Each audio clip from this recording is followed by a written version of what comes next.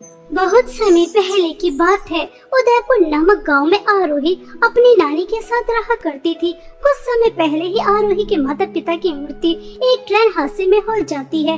आरोही के पिता अपनी छोटी सी जमीन में सब्जियां उगाते थे और उन्हें बेचा करते थे। अपने पिता की मृत्यु के बाद आरोही भी उसी जमीन में सब्जियां उगाती थी और उन्हें बेचा करती थी। सब्जियां बेचकर उसे जो भी कुछ पैसे मिलते थे उसी से वह अपना और अपनी नानी का पालन पोषण करती थी। इसी गांव में आरोही की एक बहुत अच्छी दोस्त थी नैना, जो बहुत अमीर थी। उसे धन दौलत की कोई कमी नहीं थी। जहां आरोही एक छोटी सी झोपड़ी में रहा करती थी, वहीं दूसरी तरफ नैना महल जैसे घर में रहा करती थी। एक दिन नैना अपने कुछ पुराने कपड़े और सैंडल आरोही के पास लेकर आती है और उससे कहती है, आरोही यार, तुझे तो पता है कि मेरे मम्मी पापा की एनिवर्सरी आ रही है और मेरे सभी दोस्त बहुत अमीर हैं। उनके पास अच्छे अच्छे ड्रेस और अच्छे अच्छे सैंडल है। बस तुम ही थोड़ी गरीब हो, इसलिए मैंने सोचा कि तुम्हें अपने पुराने कपड़े और सैंडल दे देती हूँ। इन्हें पहनकर तुम पार्टी में आ जाना, ठीक है? नैना, तुमने मेरे बारे में इतना सोचा, मुझे बहुत खुशी हुई। लेकिन मैं किसी की उतरन नहीं पहनती। मैं गरीब जरूर हूँ, लेकिन मेरे पास जो भी है मैं इसी में खुश हूँ। और अगर तुम्हें मुझे इस हाल में देखकर पार्टी में बुरा लगेगा तो ठीक है, मैं पार्टी में नहीं आऊंगी। तुम अपने अमीर दोस्तों के साथ एंजॉय कर लेना। ठीक है, अगर तुम्हें इन पुराने कपड़ों की कोई जरूरत नहीं है तो मैं डस्टबिन में फेंक दूंगी। मुझे लगा था कि तू ऐसे हाल में मेरे मम्मी पापा की एनिवर्सरी में आएगी तो सब तेरा कितना मजाक उड़ाएंगे। बस यही सोचकर मैं तेरे पास आ गई। लेकिन तुम्हें जैसा आना है तुम मेरे मम्मी पापा की एनिवर्सरी पार्टी में आ जाना, ठीक है? ऐसा कहकर नैना वहाँ से चली जाती है और आरोही अपनी जमीन से ताजी ताजी सब्जियाँ लेती है और उन्हें बाजार में बेचने चली जाती है। सब्जी ले लो सब्जी, हरी हरी ताजी ताजी सब्जी ले लो। पालक, धनिया, मेथी, मटर, गाजर, टमाटर, आलू, सब्जी ले लो सब्जी, ताजी ताजी सब्जी ले लो। इस तरह से आरोही इतने तेज कड़कड़ाती धूप में अपनी सब्जियां बेच रही थी।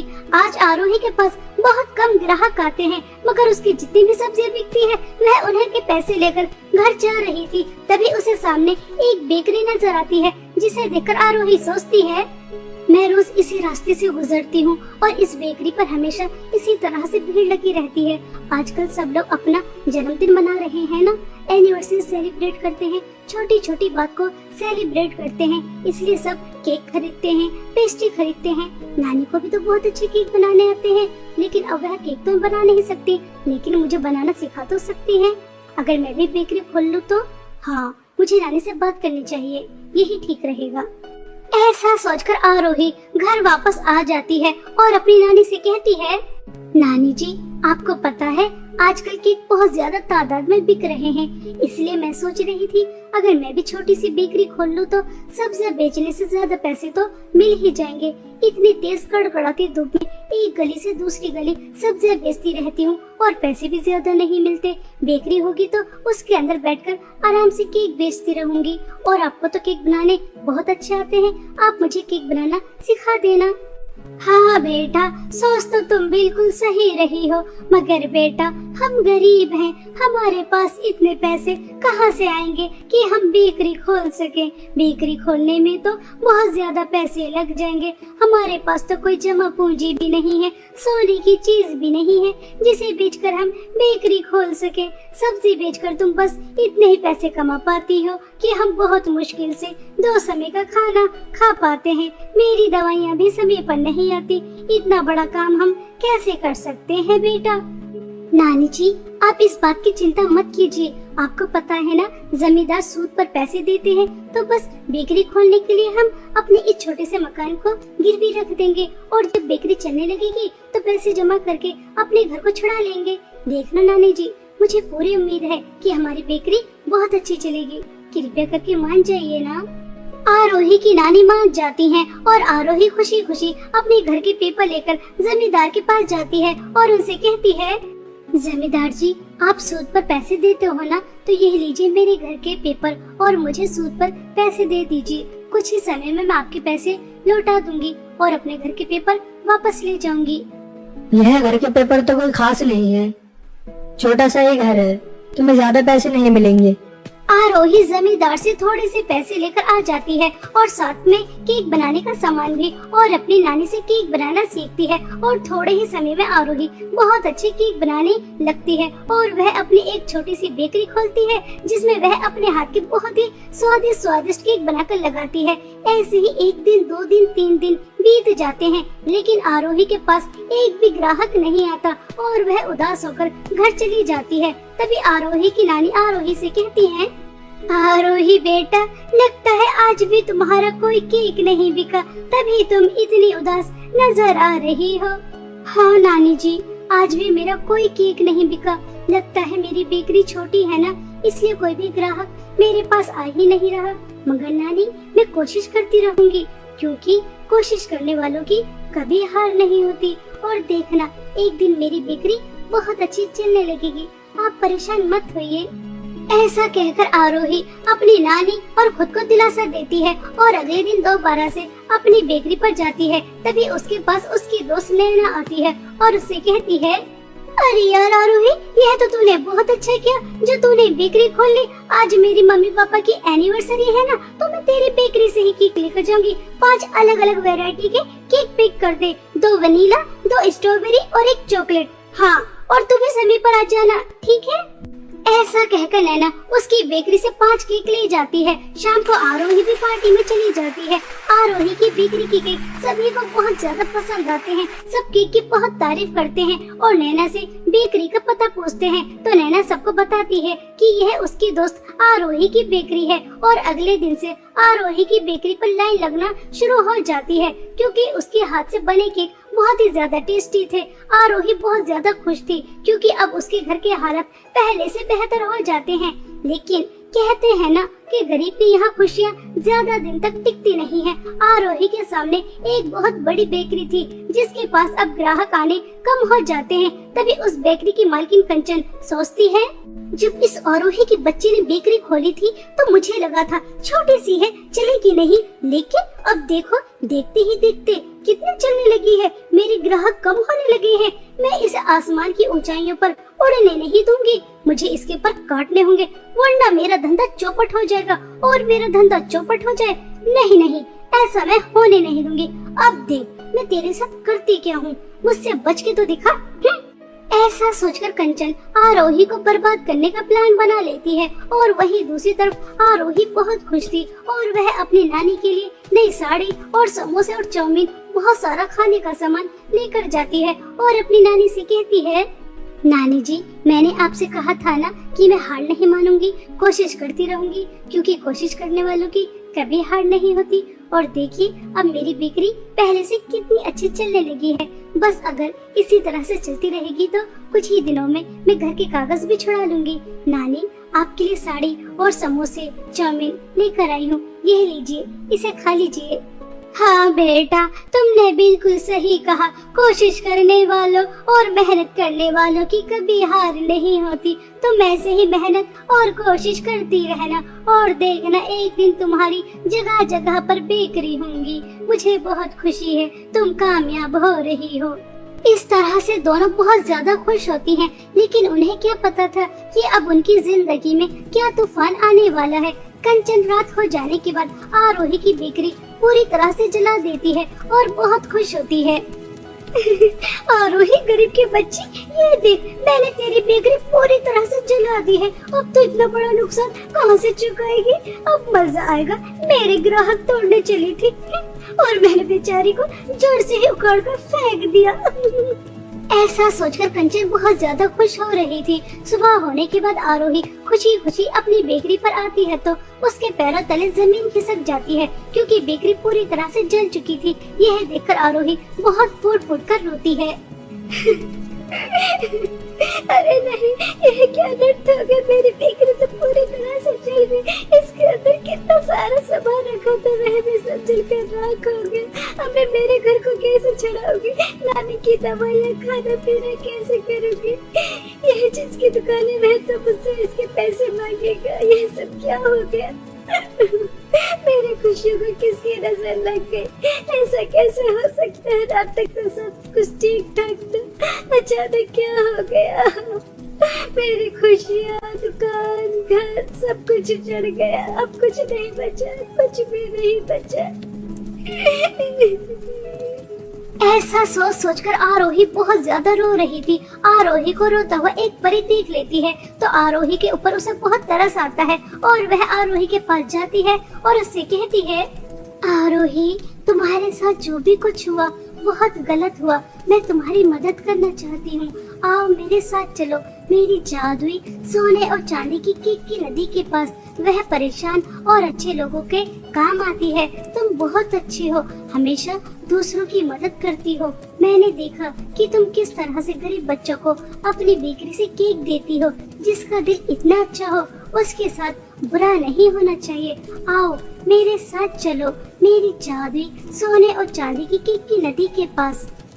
ऐसा कहकर वह परी आरोही को अपने साथ उड़ाकर अपनी जादुई सोने और चांदी की केक की नदी के पास ले जाती है। एक तरफ सोने की केक बह रहे थे और दूसरी तरफ चांदी की केक बह रहे थे। तभी जादुई सोने और चांदी की केक की नदी से आवाज आती है, परी, जैसा कि तुम जानती हो इस नदी के केक सिर्फ वही लेकर जा सकता है जो मेरे सवालों के सही सही जवाब दे।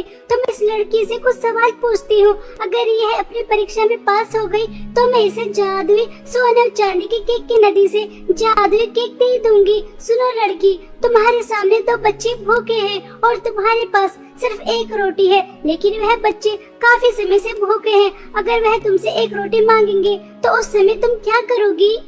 मैं उस समय उन दोनों बच्चों को आधी आधी रोटी खिला दूंगी, क्योंकि मेरी नानी हमेशा मुझसे कहती है भूखे लोगों को खाना खिलाना बहुत पुण्य का काम होता है। इसलिए मैं एक समय भूखे रहकर इतना सारा पुण्य कमाना चाहूंगी। आरोही, तुम बहुत अच्छी हो, अपनी परीक्षा में पास हो चुकी हो, वरना आज के टाइम में कोई भी दूसरों के बारे में नहीं सोचता। अब तुम जादुई सोने और चांदी के केक की नदी से एक सोने का केक और एक चांदी का केक लेकर जा सकती हो। जादुई सोने के केक से तुम्हें बहुत सारी धन दौलत मिलेगी और जादुई चांदी के केक से तुम्हें हमेशा केक मिलते रहेंगे, जिसकी मदद से तुम्हें अब कोई भी कमी नहीं होगी। आरोही खुश होकर जादुई सोने और चांदी की नदी से जादुई केक लेकर आ जाती है और जादुई सोने के केक से बहुत सारी धन दौलत लेकर अपना सारा कर्जा चुका देती है और अपनी एक बहुत बड़ी बेकरी खोलती है और जादुई चांदी के केक से केक लेकर उस बेकरी में बेचती है। इस तरह से आरोही की बहुत सारी बेकरियां होती हैं और उसका बहुत नाम होता है। आरोही कुछ ही दिनों में बहुत अमीर हो जाती है और जब इस बात की खबर कंचन को लगती है तो वह आग बबूला हो जाती है। नहीं नहीं, ऐसा नहीं हो सकता। वह मामूली सी लड़की इतनी आगे नहीं बढ़ सकती। आज उसकी एक नहीं, दो नहीं, 5-5 बेकरियां हैं और वह इतनी अमीर नहीं हो सकती। मुझे पता लगाना होगा आखिर उसे क्या मिला है जो इतनी जल्दी इतनी ज्यादा अमीर हो गई। हाँ, मुझे पता लगाना ही होगा। ऐसा सोचकर कंचन उसके घर जाती है तो उसे पता चल जाता है कि जादुई सोने और चांदी की केक की मदद से वह इतनी अमीर हुई है। और एक दिन मौका देखकर वह जादुई सोने का केक चुराकर लेकर आ जाती है और घर आकर उससे कहती है, ये है जादुई सोने का केक, इससे जो भी कुछ मांगते हैं ये दे देता है। ये जादुई सोने का केक मुझे बहुत सारी धन दौलत दे, इतनी सारी धन दौलत कि मुझसे ज्यादा अमीर कोई और ना हो और वह आरोही की बच्ची दोबारा से गरीब हो जाए, उसके पास कुछ भी ना रहे। जल्दी से तू मुझे बहुत सारी धन दौलत दे दे। कंचन के इतना कहते ही जादुई सोने के केक के अंदर से धन दौलत तो नहीं बल्कि बहुत सारे सांप और बिच्छू निकल कर आते हैं जो उसे तुरंत ही डस लेते हैं और उसकी तुरंत ही मृत्यु हो जाती है। कंचन को उसके लालच और बुरे स्वभाव की सजा बहुत अच्छी तरह मिल जाती है और वही दूसरी तरफ आरोही अपने साथ साथ पूरे गांव की भी बहुत मदद करती है और खुद भी एक हंसी खुशी जीवन बिताती है। सिर्फ और सिर्फ अपने अच्छे स्वभाव और दूसरों की मदद करने की वजह से आज उसके पास जादुई सोने और चांदी के केक थे, जिसकी वजह से आज वह एक खुशहाल जीवन बिताती है। किसी गांव में जानवी अपनी माँ के साथ रहती थी। उन्हीं के साथ प्रिया नाम की एक लड़की रहती थी जो कि उनके घर में नौकरानी का काम करती थी। वैसे तो पहले प्रिया की माँ वहाँ नौकरानी का काम करती थी, लेकिन अचानक एक दिन उनकी मौत हो जाती है, जिसके बाद प्रिया वहाँ आकर काम करती थी। प्रिया बहुत गरीब थी और उसके पास रहने की कोई जगह नहीं थी, इसलिए जानवी के कहने पर उसकी माँ उसे अपने घर पर रख लेती है। जानवी बहुत ही अच्छी लड़की थी, लेकिन जानवी की माँ प्रिया को अपने घर में रख तो लिया, लेकिन हमेशा उसके साथ बुरा व्यवहार करती रहती थी। जानवी की माँ प्रिया के साथ जो भी गलत करती थी, ये सब देखकर जानवी को बिल्कुल अच्छा नहीं लगता था। ऐसे ही दिन बीत रहे थे और जानवी का जन्मदिन आ जाता है। जिस दिन जानवी का जन्मदिन होता है, उसी दिन प्रिया का भी जन्मदिन था। इसलिए जानवी अपनी माँ के पास जाकर बोलती है, माँ, आज मेरे जन्मदिन के साथ साथ प्रिया का जन्मदिन भी है। मैं सोच रही थी कि मेरे जन्मदिन की पार्टी इतनी बड़ी हो रही है, इसलिए क्यों ना प्रिया भी मेरे साथ अपना एक केक काट कर खुश हो जाए। बेचारी सारा दिन अकेले हमारे घर का काम करती रहती है, इसलिए कम से कम आप उसके जन्मदिन वाले दिन आप उसे एक भी काम मत करवाना। जानवी, तेरे कहने पर मैंने उसे इस घर में रहने के लिए जगह दे दी। उसे खाना भी देते हैं, इसलिए उसके लिए इतना काफी है। अगर इससे ज्यादा हम उसे देने लगे तो सिर पर चढ़ जाएगी। तुझे अभी नहीं पता ये गरीब लोग कैसे होते हैं। माँ, मैं तो आपको समझा समझा कर थक चुकी हूँ। जो आपको ठीक लगे वही करो। इतना बोलकर जानवी वहाँ से चली जाती है। जानवी की माँ ने उसे जन्मदिन के लिए 2 ड्रेस दिलवाई थी। उसमें से एक ड्रेस लेकर जानवी प्रिया के पास जाती है और उससे बोलती है, प्रिया, आज तुम्हारा भी जन्मदिन है और मुझे पता है माँ तुम्हें कुछ भी नहीं दिलाने वाली है, इसलिए मैंने अपने जन्मदिन के लिए 2 ड्रेस खरीदी थी। उसमें से एक तुम रख लो। जानवी, तुम मेरे लिए इतना सोचती हो, मेरे लिए ये बहुत बड़ी बात है और मैं अपने जन्मदिन पर तुम्हारी दी हुई ड्रेस जरूर पहनूंगी। मैं अपने जन्मदिन के लिए एक छोटा सा केक बना लूंगी, लेकिन तुम मेरी वजह से नम्रता आंटी से झगड़ा मत करना। प्रिया की बात सुनकर जानवी वहाँ से चली जाती है। जानवी के यहाँ से जाने के बाद नम्रता प्रिया के पास आती है और बोलती है, सुन, आज घर के कामों के अलावा तुझे सारा घर भी सजाना है। जानवी के जन्मदिन में बहुत सारे मेहमान आ रहे हैं, इसलिए खाना भी बहुत सारा बनाना है। सब कुछ तुझे अकेले ही करना है, इसलिए अभी से ही काम में लग जा। हाँ, मैंने सारी तैयारी करनी शुरू कर दी है। मैंने जानवी से उसके दोस्तों की मनपसंद खाने के बारे में पूछ लिया था, इसलिए मैं वो सब बना दूंगी। देख प्रिया, अपनी माँ के जाने के बाद तू उसकी जगह इस घर में काम करती है और मैंने तुझे इस घर में रहने की जगह भी दी है, लेकिन जानवी चाहती है कि मैं तेरे साथ वैसा बर्ताव करूं जैसा कि मैं जानवी के साथ करती हूं, और ये मैं बिल्कुल नहीं कर सकती। भला जिस तरह मैं अपनी बेटी के साथ रहती हूं, उस तरह मैं एक नौकरानी के साथ कैसे रह सकती हूं? मैं तुझे यही बोलने आई थी कि तू मेरी बेटी के जन्मदिन के पार्टी में बिल्कुल नजर नहीं आएगी, वरना जानवी का सारा ध्यान तेरे पर ही रहेगा। पार्टी खत्म होने के बाद जो भी बचा होगा वो तुझे खाने के लिए मिल जाएगा। इतना बोलकर नम्रता वहाँ से चली जाती है। नम्रता की बातों का प्रिया को बहुत बुरा लगता है, लेकिन वो सब अनदेखा कर अपने काम में लग जाती है। इस तरह उस दिन प्रिया का भी जन्मदिन था, लेकिन प्रिया घर का सारा काम करती है, घर सजाती है और खाना बनाती है। जैसे ही सारा काम खत्म होता है, नम्रता जानवी से छुपकर प्रिया को थोड़ी देर के लिए घर से बाहर निकाल देती है। थोड़ी देर में सारे मेहमान आ जाते हैं और जानवी केक काटने वाली होती है। तभी जानवी अपनी माँ से पूछती है, माँ, मुझे प्रिया कहीं नजर नहीं आ रही है। उसने इतना टेस्टी खाना बनाया है और अब पता नहीं कहाँ चली गई। तू ही उसे अपना दोस्त मानती है और उसे इतना सर पर चढ़ा रखी है। देखा, तेरे बर्थडे पार्टी से चिढ़कर कैसे बाहर चली गई है। नम्रता की बातों का जानवी पर कोई असर नहीं पड़ता है और वो समझ जाती है कि उसकी माँ ने ही जानबूझकर प्रिया को घर से बाहर निकाला है। वहीं दूसरी तरफ प्रिया एक पेड़ के नीचे बैठकर रो रही होती है। आज मेरी माँ होती तो मेरा भी जन्मदिन मनाया जाता। बेशक हमारे पास इतने पैसे नहीं, लेकिन फिर भी माँ हमेशा मेरे जन्मदिन पर बड़ा सा केक लेकर आती थी। नम्रता आंटी की कोई भी बात का मुझे कभी बुरा नहीं लगा, लेकिन आज उन्होंने मुझे जानवी के बर्थडे पार्टी में नहीं रहने के लिए घर से बाहर निकाला। ये बात मुझे बिल्कुल अच्छी नहीं लगी। तभी एक परी भागते हुए प्रिया के पास आती है और बोलती है, सुनो लड़की, यह कहीं आसपास मेरी जादुई छड़ी गुम हो गई है। क्या तुम मेरी जादुई छड़ी ढूंढने में मदद करोगी? अगर सूर्यास्त होने से पहले मेरी जादुई छड़ी नहीं मिली तो मैं कभी भी परीलोक वापस नहीं जा पाऊंगी। परी की बात सुनकर प्रिया वहाँ हर जगह जादुई छड़ी ढूंढने लगती है। बहुत देर तक ढूंढने के बाद प्रिया को जादुई छड़ी मिल जाती है। ये जादुई छड़ी आपकी है क्या? हाँ, ये मेरी ही जादुई छड़ी है। तुमने मेरी जादुई छड़ी ढूंढने में मदद की तो तुम्हारा बहुत बहुत शुक्रिया। वैसे मैं जब यहाँ आ रही थी तो मैंने तुम्हें रोते हुए देखा। क्या तुम मुझे बता सकती हो कि तुम क्यों रो रही थी? कुछ सालों पहले मेरी माँ की मौत हो गई थी, जिसके बाद से मैं उनकी जगह नम्रता आंटी के घर पर काम करती हूँ। आंटी ने मुझे अपने घर में रहने की जगह दी, लेकिन कभी भी मुझसे सही से बात नहीं की। आज मेरा जन्मदिन है और उन्होंने मेरे से सारा काम करवाकर मुझे घर से बाहर निकाल दिया। तुम चिंता मत करो, मैं तुम्हारा जन्मदिन जरूर सेलिब्रेट करूंगी। इतना कहकर परी वहाँ एक केक प्रकट कर देती है और उसके बाद प्रिया के फटे पुराने कपड़ों को एक सुंदर सी फ्रॉक में बदल देती है। उसके बाद परी कहती है, प्रिया, ये एक जादुई केक है और इस जादुई केक को खाकर तुम्हारे अंदर भी जादुई शक्तियाँ आ जाएगी। उसके बाद तुम घर के सारे काम बहुत जल्दी जल्दी कर सकती हो और अगर तुमने किसी बीमार इंसान को अपने हाथों से छुआ तो वो पूरी तरह से ठीक हो जाएगा। चलो अब तुम्हारा बर्थडे सेलिब्रेट करते हैं। उसके बाद परी प्रिया का जन्मदिन सेलिब्रेट करती है और प्रिया को अपने हाथों से केक खिलाती है। थोड़ी देर बाद प्रिया परी को धन्यवाद करके नम्रता के घर वापस फटे पुराने कपड़ों में लौट आती है।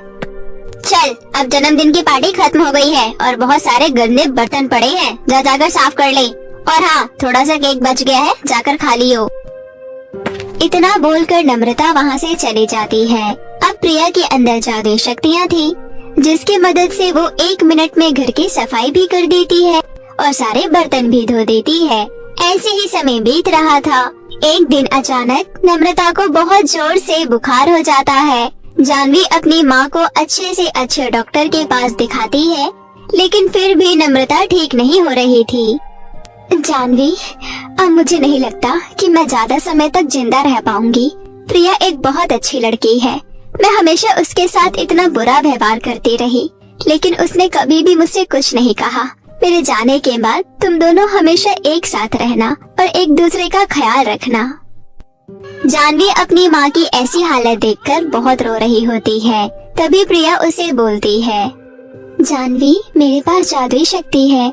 जन्मदिन वाले दिन जब नम्रता आंटी ने मुझे घर से बाहर जाने के लिए कहा था, तो मैं एक पेड़ के नीचे जाकर बैठ गई और वहीं एक परी आई और उन्होंने मेरा बर्थडे सेलिब्रेट किया। परी के पास एक जादुई केक था और वो जादुई केक खाकर मेरे अंदर जादुई शक्तियाँ आ गई और अब मैं किसी भी बीमार व्यक्ति पर हाथ फेरकर उसे ठीक कर सकती हूँ। इतना कहकर प्रिया नम्रता के पास जाती है और उसके सर पर हाथ रखती है।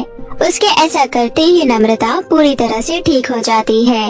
नम्रता प्रिया से अपनी गलती की माफी मांगती है और उसे गले से लगा लेती है। उस दिन के बाद से नम्रता प्रिया को अपनी बेटी जानवी की तरह प्यार करती थी और सब एक साथ हंसी खुशी से रहने लगे थे। रौनकपुर गांव में गंगा अपनी जुड़वा बेटियां रानी और मुस्कान के साथ रहती थी। रानी और मुस्कान बहुत छोटी थी, तभी उसके पिता का देहांत हो गया था। उसके बाद गंगा ने ही बहुत ही मेहनत से दिन रात दूसरों के घरों में काम करके किसी तरह अपनी दोनों बेटियों का पालन पोषण किया था। धीरे धीरे उसकी दोनों बेटियां बड़ी हो गई। वो जब अपनी माँ को इतना मेहनत करते हुए देखती तो उन्हें बहुत ही बुरा लगता था। रानी, मुस्कान, कहाँ हो तुम दोनों? जल्दी से नाश्ता कर लो, स्कूल के लिए देर हो जाएगी बेटा। आई माँ, जल्दी से तुम दोनों नाश्ता कर लो, मैं सेठ के घर जा रही हूँ, रात को देर से घर आऊंगी। आज सेठ की बेटी का जन्मदिन है तो मुझे बहुत सारे काम है। माँ, हमारा जन्मदिन कब आता है? माँ, आपने तो कभी हम दोनों का जन्मदिन नहीं मनाया। मुस्कान, जन्मदिन सिर्फ बड़े लोगों के लिए होता है, तुम्हें दिखाई नहीं देता? माँ कितनी मुश्किल से घर की जरूरतों को पूरा करती है ना माँ? मेरी बेटी से ये किसने कहा कि जन्मदिन सिर्फ बड़े लोग ही मनाते हैं? अरे, मेरी दोनों राजकुमारियाँ क्या किसी से कम है? वो तो मुझे समय नहीं मिलता, इसलिए मैंने कभी तुम दोनों का जन्मदिन नहीं मनाया। इस बार देखना मैं कितने धूमधाम से तुम दोनों का जन्मदिन मनाऊंगी। क्या सच में माँ? और आप हमारे लिए वो बड़ा सा केक भी लेकर आओगे? हाँ बेटी, मैं केक भी लेकर आऊंगी। अच्छा, अब मुझे देर हो रही है, मैं निकल रही हूँ। स्कूल में अच्छे से पढ़ाई करना और शाम को दोनों बहन घर में ही रहना। ठीक है माँ। गंगा अपनी बेटियों से बहुत प्यार करती थी, इसलिए वो उनकी हर ख्वाहिश को पूरी करने की पूरी कोशिश किया करती थी। एक दिन सुबह सुबह गंगा अपनी बेटियों से कहती है, मेरी दोनों बेटियों को जन्मदिन की खूब सारी बधाइयाँ। भगवान तुम दोनों को लंबी उम्र दे। माँ, आज हम दोनों का जन्मदिन है। हाँ बेटी। माँ, आपको याद था आज हमारा जन्मदिन है? भला मैं कैसे भूल सकती हूँ? माँ कभी अपने बच्चों की खुशियाँ भूलती है क्या? अब चलो दोनों अच्छे से नहा धोकर तैयार हो जाओ। मैं शहर जा रही हूँ तुम दोनों के लिए केक लेने, फिर साथ मिलकर धूमधाम से जन्मदिन मनाएंगे। माँ की बात को सुनकर खुशी और मुस्कान बहुत ही ज्यादा खुश हुई। गंगा अपनी बेटी के लिए केक लेने शहर की ओर जाने लगती है। उसके गांव से शहर के बीच एक घना जंगल पड़ता था। गंगा शहर से केक लेकर जब वापस लौट रही थी तभी उसे बहुत तेज प्यास लगती है और वो पानी पीने के लिए नदी के किनारे जाती है। गंगा वहीं पास ही केक रखकर नदी से पानी पी रही थी। तभी उसे एक जहरीला सांप काट लेता है और वो दर्द से छटपटाने लगती है। गंगा की आवाज सुनकर वहीं से गुजर रही मोना जादूगरनी को उस पर दया आ जाती है और वो उसके पास जाती है। अरे, आपको तो किसी जहरीले सांप ने काटा है। मैं अभी इस पर जड़ी बूटी लगा देती हूँ। उसका कोई फायदा नहीं है जादूगरनी जी, मेरा अंतिम समय आ गया है। मुझे तो बस अपनी दोनों बेटियों की चिंता हो रही है। जादूगरनी जी, आप मेरी एक मदद कर दीजिएगा। कहो, क्या मदद चाहिए? आप मुझसे वादा कीजिए कि आप मेरे मरने के बाद मेरी दोनों बेटियों का ख्याल रखेंगी। प्लीज वादा कीजिए। ठीक है, मैं आपसे वादा करती हूँ, मैं आपकी दोनों बेटियों का ख्याल रखूंगी। आप चिंता मत करो, आपको कुछ भी नहीं होगा। आज मेरी बेटी का जन्मदिन है, आप मेरी तरफ से ये केक उसे दे दीजिएगा। जन्मदिन की बहुत बहुत बधाई हो मेरी बेटियाँ, हमेशा खुश रहना। इतना बोलकर गंगा ने सदा के लिए अपनी आंखें बंद कर ली। यह सब देखकर मोना जादूगरनी को बहुत ही दुख हुआ और वह केक लेकर खुशी और मुस्कान के घर पहुंच गई। जादूगरनी को देखकर दोनों बहनें चौंक गईं। आप कौन है और मेरी माँ कहाँ है? आप कुछ बोल क्यों नहीं रही हो? बताइए ना, मेरी माँ कहाँ है? मैं मोना जादूगरनी हूँ। मुझे तुम्हारी माँ तुम दोनों की सहायता के लिए यहाँ भेजी है। तुम दोनों बहुत ही खुशकिस्मत हो, तुम्हें गंगा जैसी माँ मिली। लेकिन अफसोस, वो अब इस दुनिया में नहीं रही। और फिर जादूगरनी ने जंगल में जो हुआ वह सब उसे बताया। यह सुनकर दोनों बहनें रोने लगी। अब तो हम अनाथ हो गए, अब हम माँ के बिना कैसे रहेंगे? माँ के सिवा हमारा इस दुनिया में कोई नहीं है। माँ ऐसे हमें छोड़कर क्यों चली गई? माँ, जीवन और मृत्यु पर किसी का जोर नहीं है बेटी, ये तो विधि का विधान है। जिसने जन्म लिया है उसे एक दिन जाना ही होगा। अब चलो अपने आंसू पोंछो।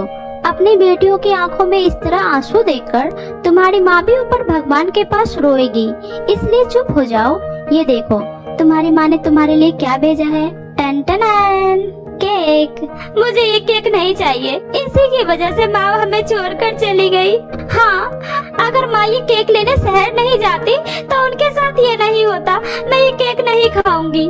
अच्छा बाबा, ठीक है, मत खाओ, लेकिन इस केक को अपनी माँ की आखिरी निशानी समझकर इसे घर के पास तो रख ही सकती हो। केक का घर? मैं कुछ समझे नहीं, अभी समझाती हूँ। इतना बोलते ही जादूगर ने उस केक को एक विशाल केक के घर में बदल देती है। ये देखो बच्चियों, ये जादुई केक का घर है और अब से ये जादुई केक का घर तुम्हारा है। अब से तुम जो भी इस केक के घर से मांगोगी तुम्हें वो सब मिल जाएगा। अब से तुम्हें कभी किसी चीज की कोई कमी नहीं होगी। अब तुम दोनों बहन अपना ध्यान रखना। अब मैं चलती हूँ, और हाँ, जब कभी भी तुम्हें मेरी मदद की जरूरत हो मुझे याद कर लेना, मैं आ जाऊंगी। इतना बोलकर मोना जादूगरनी वहाँ से चली गई। उस दिन से खुशी और मुस्कान को जब भी किसी चीज की जरूरत होती जादुई केक घर से मांग लेती। अब उसकी जिंदगी में किसी भी चीज की कोई कमी नहीं रही।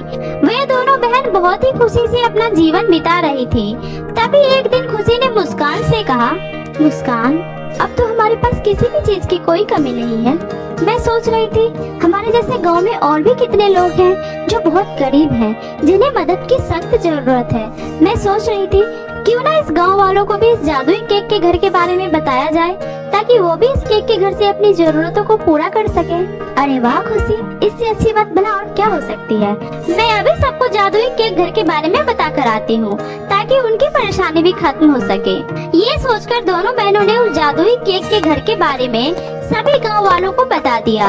उस दिन से सभी गांव वाले जादुई केक घर के पास जाकर अपनी समस्या बताने लगे और जादुई केक घर भी उन गांव वालों की मदद करने लगा।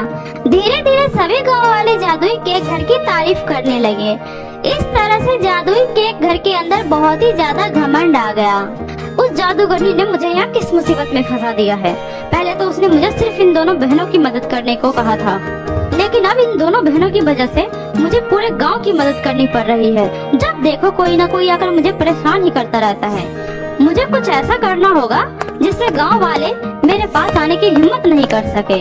उस दिन के बाद से जो भी गांव वाले जादुई केक घर के पास मदद मांगने जाते, तब जादुई केक का घर उस पर अत्याचार करने लगा। वो कभी किसी को पेड़ से उल्टा लटका देता, तो कभी किसी को हवा में उछालकर दूर फेंक देता। कुछ लोगों को तो वो बिजली के झटके भी देने लगा।